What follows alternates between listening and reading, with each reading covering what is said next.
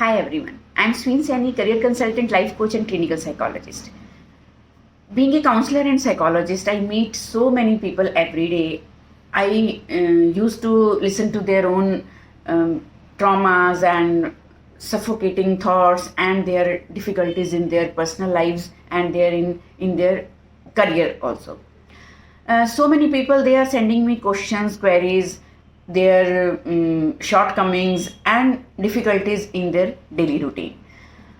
तो उन्हीं में से कुछ कुछ चीज़ें उठाकर मैं आप लोगों के साथ इन वीडियोस के मीडियम से शेयर करती हूँ, ताकि अगर वो लोग जो मेरे तक पहुँच नहीं पाते, जिन लोगों को इन चीज़ों में उलझे रहने का आइडिया ही नहीं है और उनको कोई सोल्यूशन तभी मिलेगा जब उन्हें ये पता लगेगा कि there is some problem in their own perspective, own belief, own mindset और own way of tackling the issues. तो मेरा मोटिव सिर्फ इतना है कि किसी को भी अगर इन वीडियोस से, इन बातों से कुछ भी एक जनरल हेल्प मिल सके तो आपकी ज़िंदगी में शायद कुछ डिफ़िकल्टीज जो हैं वो ईजी हो सकती हैं.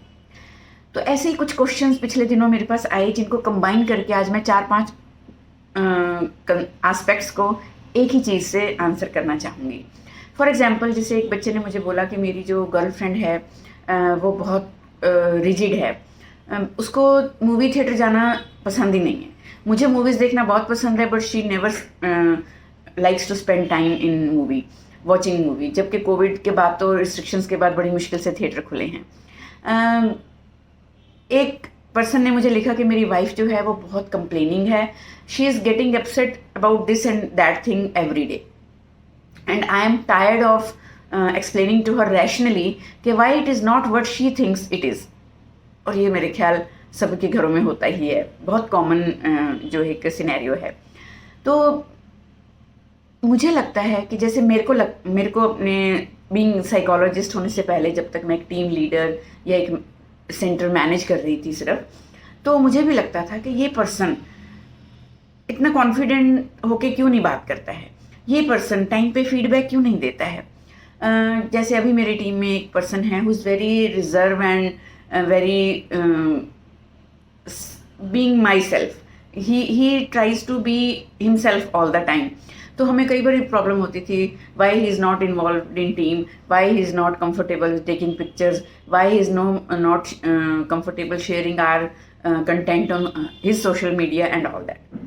तो आज इसी के बारे में बात करेंगे कि what is the difference between logic and emotion.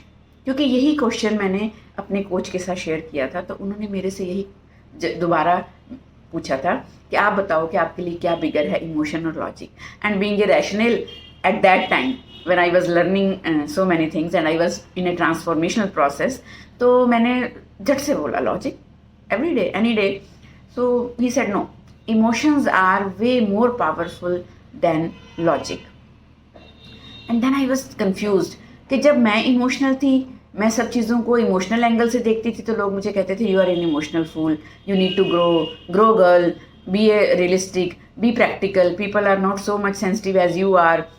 तो बड़ा मुश्किल हो गया मेरे लिए. तो उन्होंने मुझे बड़े तरीके से समझाया कि देखो, रिलेशनशिप में ज़्यादातर हम ये गलती करते हैं कि हम लोगों को समझने के लिए लॉजिक का ज़्यादा इस्तेमाल करते हैं, इमोशंस का कम करते हैं. When we use logic, then we kill magic in relationship. Very simple. तो लॉजिक पे हम पहुंचेंगे, लेकिन थोड़ा पहले किसी भी पर्सन की पर्सनैलिटी, बिलीफ, माइंडसेट या उनकी लाइकिंग डिसलाइकिंग को इमोशनल एंगल से समझना बहुत ज़रूरी है. जैसे हम चाहते हैं कि लोग हमारे इमोशंस को, सेंटिमेंट्स को समझें.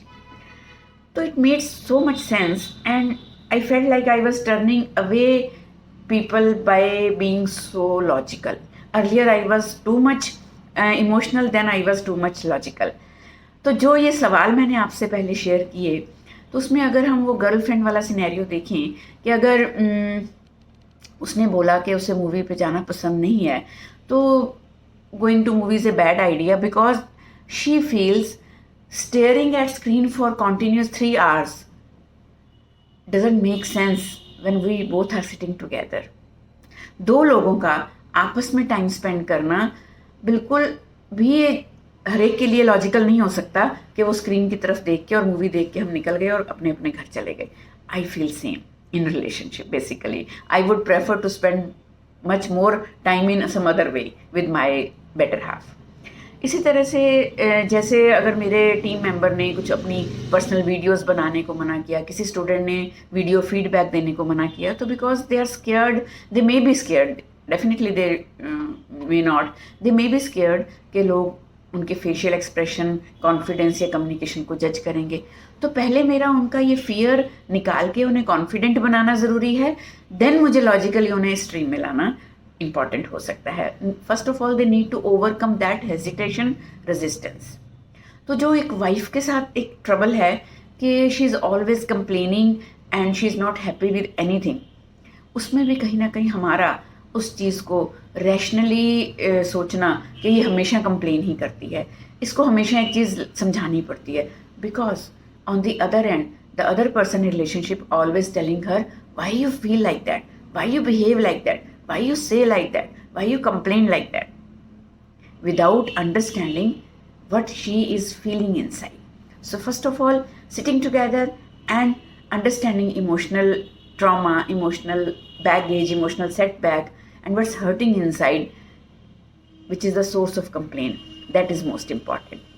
So let's use logics less and emotions more in personal relationship, either at home, family, friends, social life, or colleagues or team. Yes, we should be very much logical when we are talking about bigger scenarios, global issues and government issues, जहाँ हम बहुत emotional हो जाते हैं. So I hope कि आज की इस डिस्कशन से किसी को कुछ ना कुछ कंटेंट अपने लाइफ में दोबारा से इन चीज़ों को इवेल्युएट करने के लिए ज़रूर मिला होगा. तो आप सब अपने लॉजिक और अपने इमोशन के बैलेंस पे थोड़ा सा ध्यान दें और स्वस्थ रहें, व्यस्त रहें, मस्त रहें. एक दूसरे के साथ अपनी नॉलेज, अपना एक्सपीरियंस, अपने दुख बांटते रहें, क्योंकि you are not alone. Everybody is facing so many issues in their lives. So मैं स्विन सैनी हमेशा आपके साथ. शुक्रिया.